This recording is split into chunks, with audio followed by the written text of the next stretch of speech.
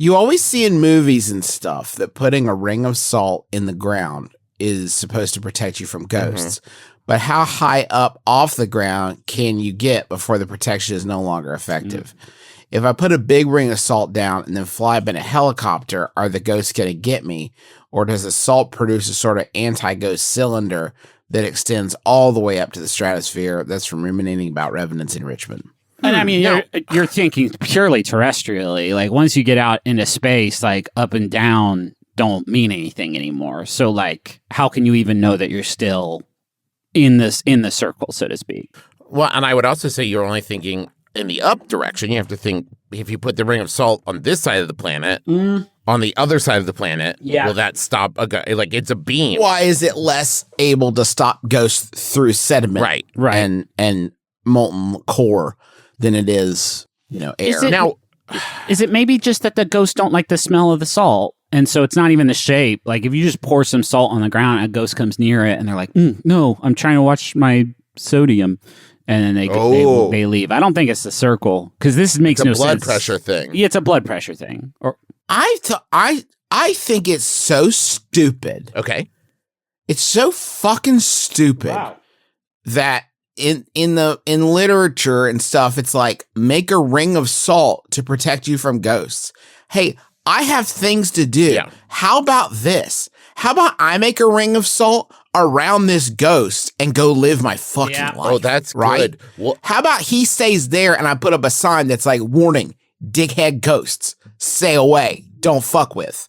Do not mess with salt. Avoid if rains. If rains, run. Please trap ghosts again. Have shit to do. Find salt in cabinet next to the peanut butter. And then on the other side. That's sugar. Don't use sugar. Don't use sugar. They'll just lap it and up. That will bring ants. And also, hey, slugs, just look out.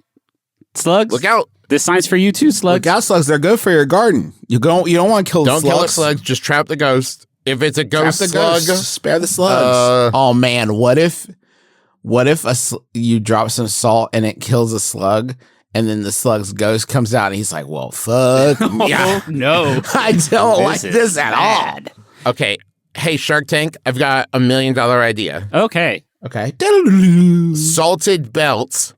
You can wear them. Salt belts. Always got a ring of salt with you. Loving and it's just that your belt is soaked in salt. That's good. And if you're eating some flavorless popcorn, you take the little guy out and you just a quick swiper across the belt. Not too much though. Not too much because eventually ghosts will get through there. Yeah, you'll wear down your belt. Now wait a minute, Travis. This definitely is going to protect my thorax from ghosts and my legs and my feet. I love that.